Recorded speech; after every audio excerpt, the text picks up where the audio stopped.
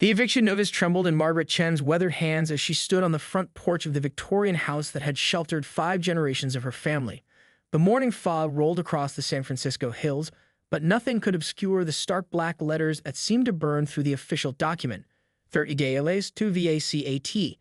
This has to be a mistake, she whispered to herself, her voice barely audible over the distant hum of traffic on Lombard Street.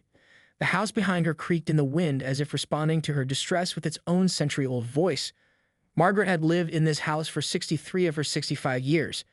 She'd taken her first steps on the polished hardwood floors, celebrated every birthday in the sun-drenched kitchen, and spent the last 5 years caring for her mother in the upstairs bedroom where 3 generations of Chen women had drawn their final breaths. The idea that someone could simply take it away seemed as impossible as moving the Golden Gate Bridge. But the letterhead was real. Hartwell & Associates, Property Management. And the signature at the bottom belonged to someone she'd never heard of, James Morrison, legal representative. Her phone buzzed. David's name appeared on the screen. Her younger brother, the successful real estate developer who'd made millions flipping properties across the Bay Area. The same brother who'd barely visited during their mother's final months, claiming he was too busy with deals to help with the endless doctor appointments and sleepless nights. "Maggie, we need to talk." His voice was crisp, businesslike, lacking any trace of the warmth she remembered from their childhood. "David, thank God you called. There's been some terrible mistake. Someone's trying to evict me from Mom's house. They're saying, it's not Mom's house anymore, Maggie, it's mine. Well, mine and Susan's and Michael's. We're the legal owners now." The words hit her like a physical blow. Margaret gripped the porch railing, her knuckles white against the peeling paint she'd been meaning to touch up. "What are you talking about? Mom left the house to all of us equally. I have the will." The will was complicated. There were debts, Maggie. Medical bills, property taxes Mom hadn't paid. We had to make some difficult decisions to keep the estate from going into bankruptcy. The 3 of us bought out the property through a family trust. It was the only way to save anything. Margaret's mind reeled. She handled all of their mother's finances during her illness. Every bill, every insurance claim, every Medicare form.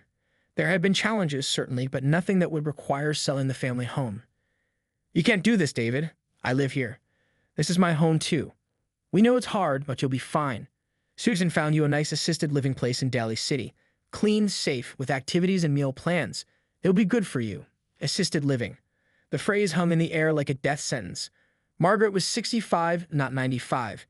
She ran 3 miles every morning, volunteered at the community garden, and had just finished reading War and Peace for the 4th time.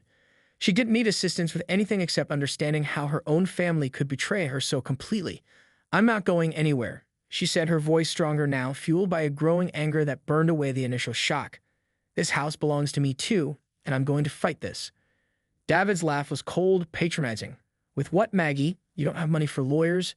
You don't even have a job. Face reality, you can't win this. Just make it easy on everyone and pack your things. We'll even pay for the moving truck." The line went dead. Margaret stared at the phone, then at the eviction notice, then at the house that held every memory that mattered to her. The morning fog was lifting, revealing the painted ladies across the street in all their Victorian glory, a reminder of a San Francisco that valued history and family legacy. But as she looked closer at the eviction notice, something caught her eye. In the fine print at the bottom, there was a case number and a reference to property records.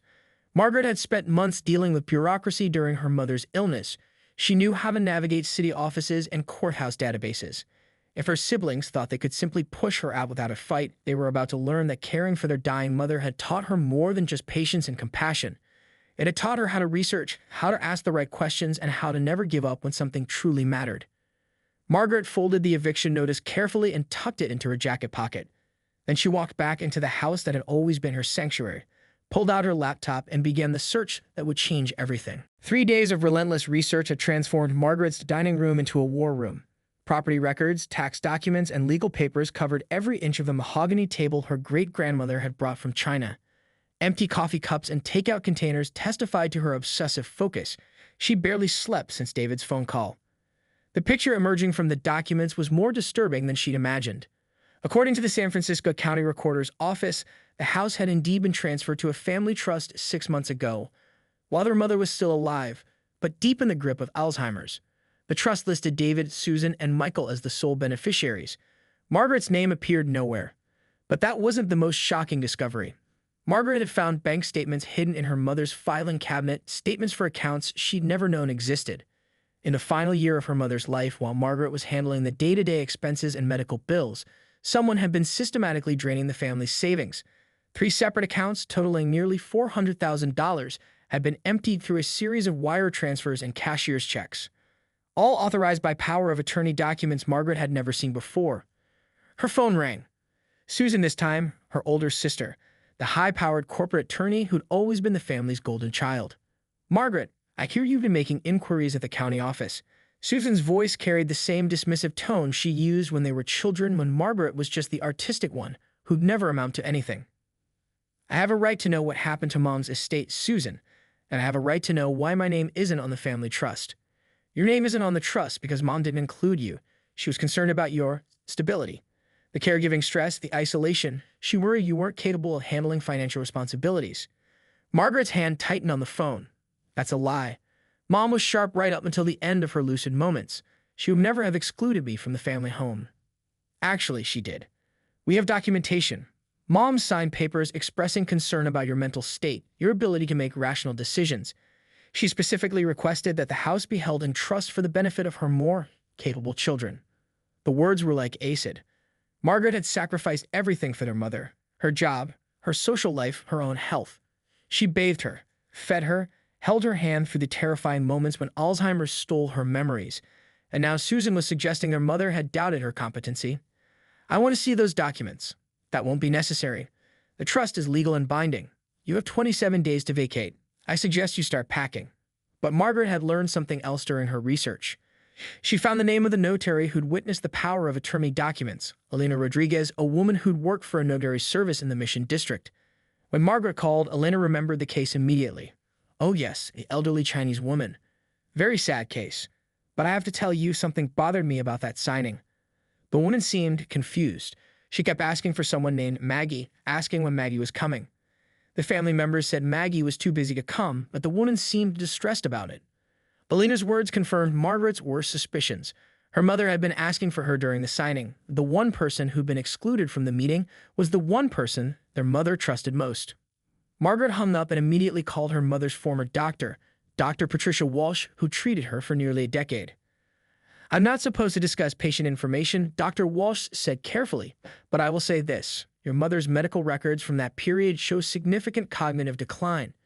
In my professional opinion, she would not have been competent to make major financial decisions without the support of her primary caregiver. And that was you, Margaret. Always you." The pieces were falling into place. Margaret's siblings had waited until their mother was most vulnerable, then excluded the one person who would have questioned their actions. They'd used their mother's illness to steal her inheritance and manipulate legal documents that would benefit only themselves. But Margaret had found something else in her research, something her siblings didn't know she discovered. Hidden in a file marked household expenses, she found receipts for payments to a private investigator. Someone had been watching her, documenting her daily routines, her shopping trips, her medical appointments. The investigator's reports painted a picture of a woman exhibiting erratic behavior and signs of depression. The reports were dated just weeks before the power of attorney documents were signed. Her siblings hadn't just stolen from their mother, they'd built a case against Margaret's competency, creating a paper trail that would justify excluding her from the inheritance. They turned her devotion to their mother into evidence of mental instability. Margaret sat back in her chair, overwhelmed by the scope of their betrayal. But then her eyes fell on something she almost missed, a small discrepancy in the property records. The legal description of the house in the trust documents didn't match the legal description in the original deed. There was a small difference, just a few numbers in the lot description.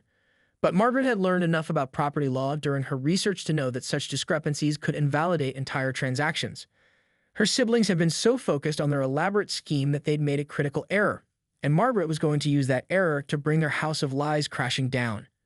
She reached for her phone to call the one person who might be able to help her, her mother's old friend, retired Judge Harold Chen, no relation, despite the shared surname, who'd always told her to call if she ever needed legal advice. It was time to fight back. Judge Harold Chen's study smelled of leather and old books, a comforting contrast to the sterile legal offices Margaret had grown accustomed to visiting. At 82, the retired judge moved slowly, but his mind remained razor-sharp, especially when presented with what he called a particularly elegant fraud. "Your siblings were clever," he said, adjusting his reading glasses as he reviewed Margaret's documentation. "But they made the classic mistake of criminals who think they're smarter than the system. They got greedy and sloppy." Margaret sat forward in the wingback chair. The property description error. That's just the beginning. This surveillance report is particularly damning. Private investigators must be licensed in California, and their reports must include specific disclaimers about the scope and limitations of their observations. These reports have none of that. I suspect your siblings hired someone off the books. Judge Chen pulled out a magnifying glass, a habit from his days examining evidence, and studied the power of attorney documents more closely. Margaret, when did you say your mother's arthritis became severe? About 2 years before she died. Why? Look at this signature. He pointed to their mother's name on the trust documents. The handwriting is smooth, confident. But I remember visiting your mother 6 months before she passed. Her hands shook terribly. She could barely hold her teacup. This signature shows no signs of the tremor I witnessed. Margaret's heart began to race. Are you saying someone else signed her name? I'm saying the signature doesn't match the physical limitations your mother had at the time. Combined with the notary's statement about your mother's confusion and the property description error, we're looking at a pattern of document fraud. But Judge Chen's most important revelation came when he made a phone call to an old colleague at the county recorder's office. After a 20-minute conversation filled with legal jargon, he hung up with a satisfied smile. Margaret, I need you to sit down for this. Your mother filed one final document that your siblings don't know about. 3 days before she died, while you were at the hospital getting her medication adjusted, she had a brief lucid moment and called a mobile notary service. Judge Chen handed her a folder he'd been holding back. She filed a codicil to her will, a legal amendment. She was worried about something, worried that the children who never visited were planning to take the house away from my Maggie, who stayed with me. Margaret's hands shook as she opened the folder. Inside was a single-page document in her mother's unmistakable handwriting, shakier than usual, but definitely authentic. The codicil was brief but devastating to her siblings' claims. I, Rose Chen, being of sound mind, do hereby amend my last will and testament. The family home at 1847 Pine Street shall belong solely to my daughter, Margaret Chen, who has sacrificed her own life to care for me. My other children have shown their true character by their absence during my illness. The house must stay with the one who stayed with me. She never told me, Margaret whispered, tears streaming down her face. She probably forgot due to the Alzheimer's, but the legal filing stands. This codicil supersedes any trust documents created before her death. Your siblings' entire scheme is built on fraudulent premises. But Judge Chen wasn't finished. His network of legal contacts had uncovered something even more damaging. I had my friend pull the complete financial records for the trust. Your siblings didn't just steal your mother's money. They've been using the trust as a shell company to launder money from David's real estate deals. There are payments flowing through the trust that have nothing to do with your mother's estate. Margaret stared at the financial records. Hundreds of thousands of dollars in suspicious transactions, all flowing through the trust that was supposed to hold only her family's home. David's construction company had been billing the trust for property improvements that were actually materials for his commercial projects. Susan's law firm had charged the trust massive legal fees for services that were never provided. Michael's consulting business had received monthly payments for estate management while he lived in Seattle and never once visited the property. They turned Mom's trust into their personal ATM. Margaret said, the full scope of the betrayal finally clear. Worse than that, this constitutes elder financial abuse, fraud, and possibly racketeering. Your siblings aren't just trying to steal your house. They've been committing federal crimes. Judge Chen leaned back in his chair, his expression grim. Margaret, I need to ask you something difficult. Are you prepared for what's going to happen when we expose this? Your siblings will likely face criminal charges. Your family relationships will be destroyed forever. Margaret thought about the sleepless nights caring for her mother, the sacrifices she'd made, the love she'd given freely while her siblings pursued their own ambitions. She thought about David's condescending voice on the phone, Susan's dismissive attitude, and Michael's complete absence during their mother's final months. They destroyed our family when they decided money was more important than Mom's final wishes, she said firmly. I'm not destroying anything. I'm just refusing to let them get away with it. Judge Chen nodded approvingly. Then we need to move quickly. I'm going to call my former colleague at the district attorney's office. This case is going to require both civil and criminal proceedings. But first, we need to preserve evidence before your siblings realize what you've discovered. As Margaret left Judge Chen's house that evening, she felt something she hadn't experienced in months: hope. Her mother's final act of love had been to protect her even in the fog of Alzheimer's. The one who'd raised 4 children and built a life of dignity and hard work and found a way to ensure that the child who'd honored her would be honored in return. But Margaret also knew that the hardest part lay ahead. Her siblings had shown they were willing to commit serious crimes to get what they wanted. When they realized their scheme was collapsing, there was no telling how far they might go to protect themselves. The battle for her home was about to become a battle for justice itself. The San Francisco Superior Court was packed on the morning of October 15th. What had begun as a simple eviction case had exploded into a criminal investigation that made local headlines. Family trust fraud scandal rocks Pacific Heights. Margaret sat at the plaintiff's table with her attorney, Maria Santos, a fierce advocate for elder abuse victims who'd taken the case pro bono after Judge Chen's referral. Across the aisle, David, Susan, and Michael huddled with their high-powered legal team, 3 attorneys from one of the city's most expensive firms. The siblings looked nothing like the confident manipulators who tried to force Margaret from her home. David's face was gaunt, his usually perfect hair disheveled. Susan, typically immaculate in designer suits, appeared rattled, constantly checking her phone. Michael had flown in from Seattle looking like he hadn't slept in days. The criminal charges had been filed 2 weeks earlier: elder financial abuse, fraud, forgery, and racketeering. The FBI had frozen the trust accounts and launched an investigation into David's construction company.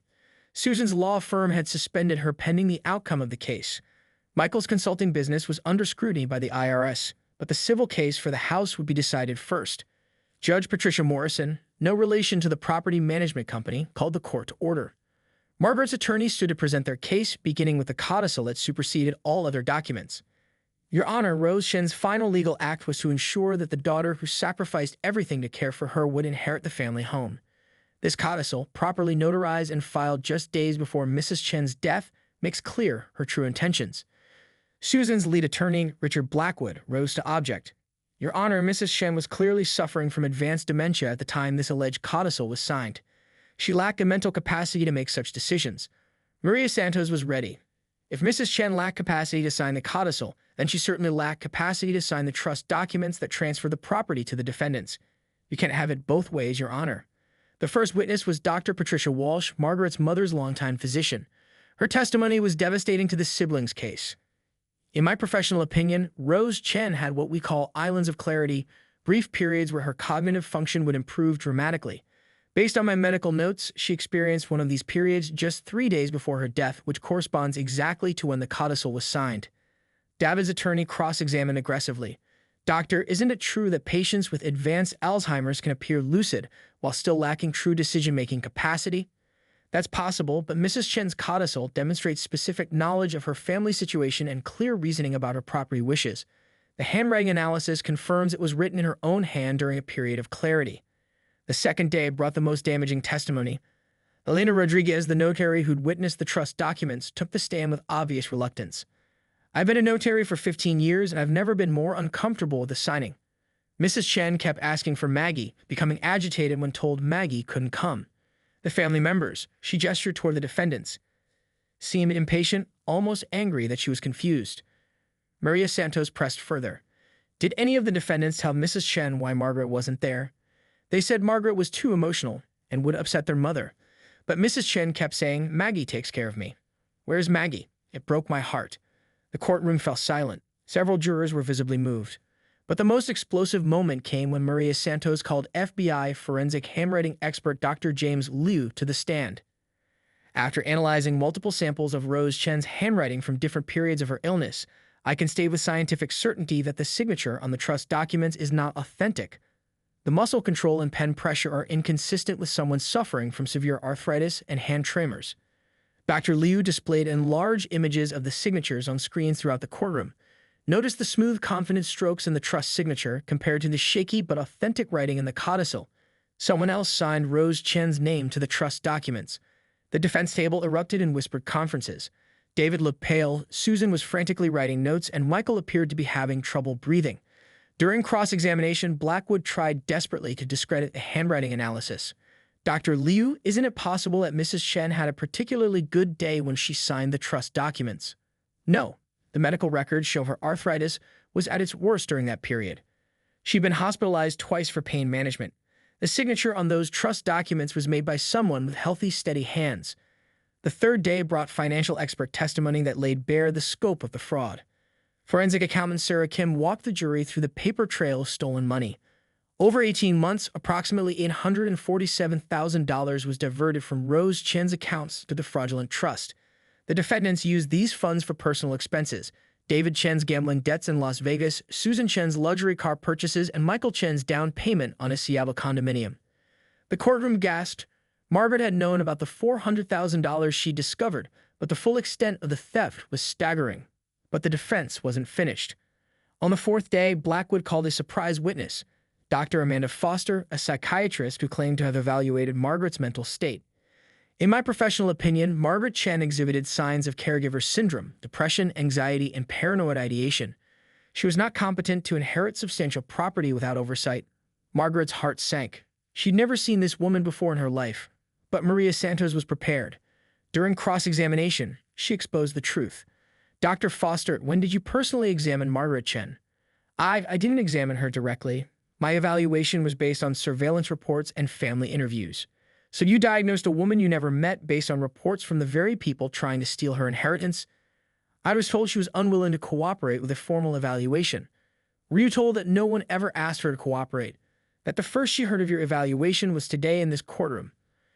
The psychiatrist's credibility crumbled under questioning. Maria Santos revealed that Dr. Foster had been paid $50,000 by the defendants for her report, money that had come from their mother's stolen funds. As the trial entered its final day, Margaret watched her siblings' defense collapse. The evidence was overwhelming. Forged documents, stolen money, fraudulent psychiatric evaluations, and a clear pattern of elder abuse. But she also saw something else in their faces, not remorse, but rage. They weren't sorry for what they'd done. They were furious at being caught. During a lunch recess, Susan approached Margaret in the courthouse hallway. Her voice was low, venomous. You have no idea what you've done. David's business is ruined. My career is over. Michael's lost everything. All for this stupid house that you could have just walked away from. Margaret looked at her sister, the woman who'd once taught her to ride a bike, who'd helped her with homework, who'd been her maid of honor at a wedding that never happened because Margaret had stayed home to care for their aging parents. I didn't do this, Susan. You did. All of you. You chose money over family. You chose greed over Mom's wishes. You chose to steal from the woman who gave you life. Susan's face twisted with hatred. This isn't over. Even if we lose the house, we'll make sure you can never enjoy it. We have friends, connections. Your life in San Francisco is finished. The jury deliberated for less than 3 hours. Margaret sat in the hallway outside the courtroom, her hands clasped tightly in her lap, trying to process the whirlwind of the past 6 months.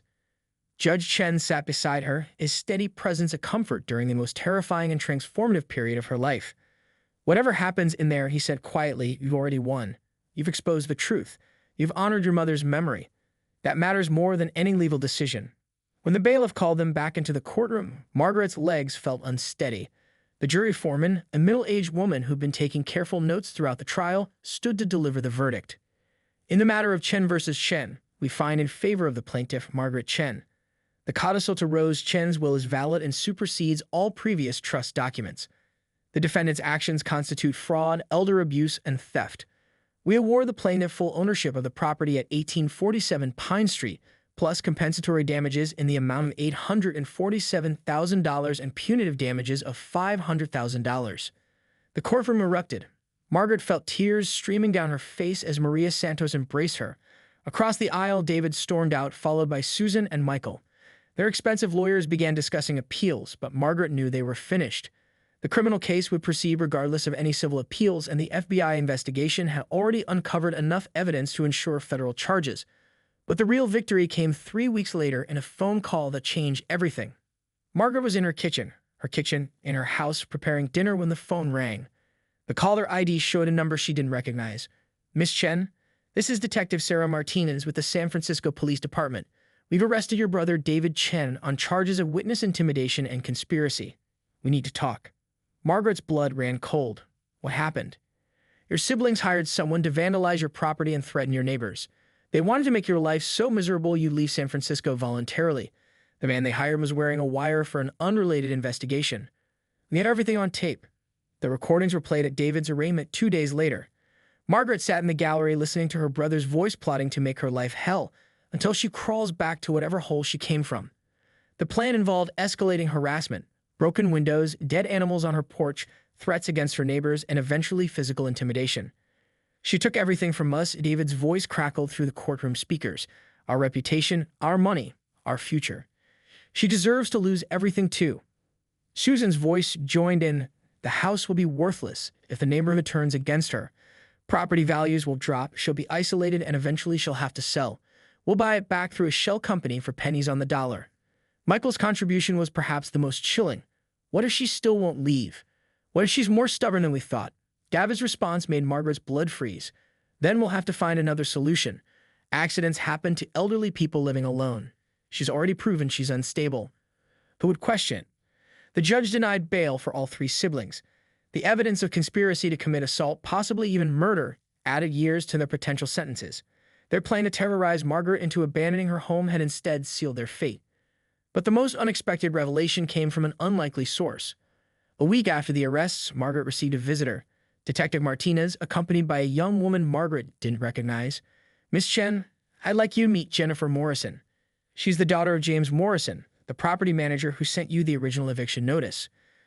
Jennifer, a woman in her 30s with kind eyes and apologetic demeanor, stepped forward. "Miss Chen, I need to tell you something. My father had no idea about the fraud when he sent that notice. Your siblings hired our company and provided what appeared to be legitimate documents. When the criminal investigation began, my father realized he'd been used." Margaret invited them inside, curious about this unexpected development.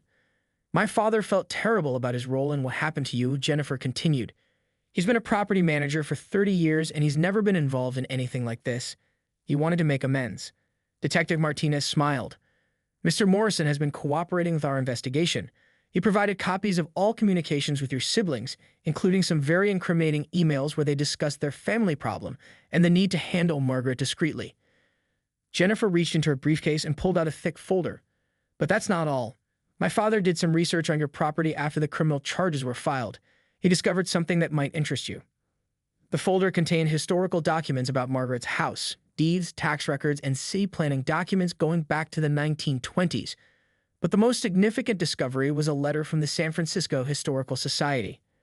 "Your house is eligible for historic landmark status," Jennifer explained. "It's one of the few remaining examples of Victorian architecture in that neighborhood that hasn't been significantly altered. The designation would protect it from demolition and provide tax benefits." Margaret stared at the documents. Not only had she won her home back, but it might be protected forever from future schemes. "There's more," Detective Martinez added. "The restitution from your siblings' criminal case will more than cover the costs of any renovations needed for the historic designation. Your mother's house will be preserved exactly as she would have wanted." 6 months later, Margaret stood on her front porch, watching the historic preservation team install a bronze plaque that designated her home as a San Francisco landmark. The morning fog was lifting, revealing the painted ladies across the street in their full Victorian glory, her house now officially recognized as one of them. The criminal trials had ended with substantial prison sentences for all three siblings. David received 8 years for fraud, elder abuse, and conspiracy. Susan got 6 years and was disbarred. Michael received 5 years and was ordered to pay additional restitution for tax evasion. But the money wasn't what mattered most to Margaret. What mattered was the letter she found in her mother's bedroom while cleaning out old papers, a letter written in her mother's shaky handwriting during one of her final lucid moments. "My dearest Maggie, if you're reading this, then I'm gone, but you're still in our house. I know my other children will try to take it from you. They always wanted what they thought was valuable, but they never understood what really matters. This house isn't valuable because of its worth in dollars. It's valuable because it holds our love, our memories, our family's true history. You stayed with me when I was scared and confused. You held my hand when I forgot your name. You're the one who deserves to carry on our family's legacy. The house knows who belongs here. It will protect you as you protected me. All my love, Mom." Margaret wiped away tears as she tucked the letter back into its envelope. Her mother had known. Somehow, even through the fog of Alzheimer's, she'd known that Margaret would have to fight for what was rightfully hers. The house had indeed protected her, just as her mother promised, and now it would stand as a testament to the truth her siblings had tried to bury, that love, sacrifice, and family loyalty were worth more than money, schemes, or ambition. Margaret walked back into the house that had sheltered 5 generations of her family. The 6th generation would begin with her, not through children of her own, but through the young families in the neighborhood who'd rallied around her during the darkest days of the legal battle. The house would continue to be a home, filled with the laughter and love that her mother had always intended. The painted lady on Pine Street had survived another threat, standing strong and beautiful against the San Francisco sky, ready to shelter the next chapter of its remarkable story.